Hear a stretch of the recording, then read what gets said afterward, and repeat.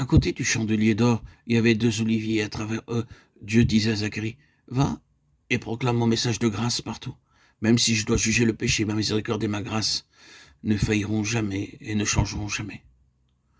Vous voyez de nouveau Zacharie chapitre 4, verset 7. Grâce, grâce. C'est le message de Dieu que nous avons à proclamer. Nous devons aller témoigner de la grâce de Dieu. Par cette vision, Zacharie fut grandement encouragé.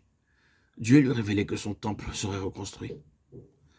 Au temps de Nebuchadnezzar, Jérusalem fut ruinée. Depuis lors, le temple resta détruit et dans la désolation à cause des jugements de Dieu sur son peuple pécheur.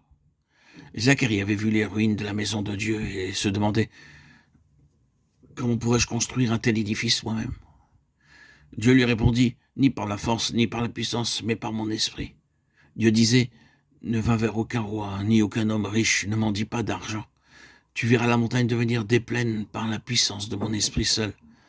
Zacharie obéit à ma parole, donne mon message à mon peuple, et fais-lui connaître le plan céleste de ma maison. Sois un véritable témoin pour moi. Ce que Dieu a révélé doit être déclaré, ce que Dieu a montré doit être transmis au peuple. Ce fut au commencement de l'Église, le ministère des apôtres. Nous nous souvenons comment dans Actes chapitre 4, versets 18 à 21, ceux-ci furent conduits ensemble devant le Sanhédrin, où il leur fut interdit de mentionner le nom du Seigneur, Jésus-Christ, sous peine de punition et de prison. Mais les apôtres dirent, nous ne pouvons pas nous parler des choses, ne pas parler des choses que nous avons vues et entendues. Savez-vous que dans de nombreux collèges ou écoles dits chrétiens, on a renoncé à prier le nom du Seigneur Jésus-Christ?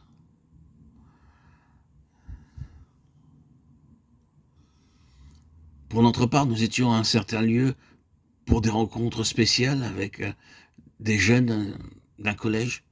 Et il y avait 2 collèges très importants, l'un pour les garçons, l'autre pour les filles.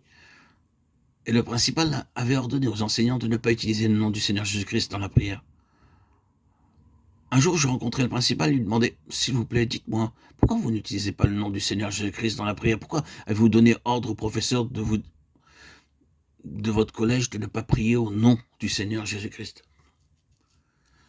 Le principal me dit, alors, nous avons de nombreux hindous, musulmans, et nous ne voulons pas les offenser. Si nous prions dans le nom du Seigneur Jésus-Christ, ils pourront alors se mettre en colère. C'est pourquoi nous prions seulement pour l'amour de ton nom. Je lui dis, vos prières ne seront pas entendues dans le ciel. Vous pourrez crier, mais Dieu n'entendra pas vos prières. Chaque brique qui a servi à la construction du collège a été achetée avec de l'argent donné au nom du Seigneur Jésus-Christ. Et maintenant, vous avez honte de ce nom. Vous avez honte de lui, par peur de ce petit groupe de musulmans. Les apôtres n'agirent pas de la sorte. Il leur fut ordonné avec menace de ne plus utiliser le nom du Seigneur Jésus-Christ. Mais ils répondirent, nous ne pouvons pas ne pas parler des choses que nous avons vues et entendues. C'est notre ministère. Nous devons proclamer ce que nous avons vu et entendu de Dieu. Que ceci soit accepté ou rejeté n'est pas notre affaire, mais nous devons déclarer ce que nous avons vu et entendu de Dieu. Que ceci soit gravé dans votre esprit. Nous devons déclarer ce que nous avons vu et entendu. Dieu ordonna à Paul dans Actes chapitre 22, verset 15, que ce qu'il avait vu et entendu de lui, il devait l'annoncer et en témoigner, qu'il soit reçu ou pas. Dieu nous a donné le même ordre. Le chandelier d'or brûlant jour et nuit proclame ce message. Il a valeur d'exemple pour nous. Aujourd'hui, nous ne voyons pas de tels témoins. Les prédicateurs déclarent une chose les jours de semaine et en prêchent une autre les dimanches. Hommes et femmes sont apparemment bons et justes, mais dans leur fort intérieur, ils se moquent de Dieu. Le dimanche matin, vous pouvez prier merveilleusement bien, chanter avec ferveur des cantiques, paraître bon, pieux, pendant 1 heure. Mais quand vous retournez chez vous, mettez-vous en pratique ce que vous avez vu, entendu. Portez-vous avec vous la lumière de Dieu dans votre travail ou votre magasin. Le monde peut-il voir la gloire de Dieu briller sur votre visage? Ou, à la place de cela, peut-il voir les marques du péché, de l'argent, de l'ambition?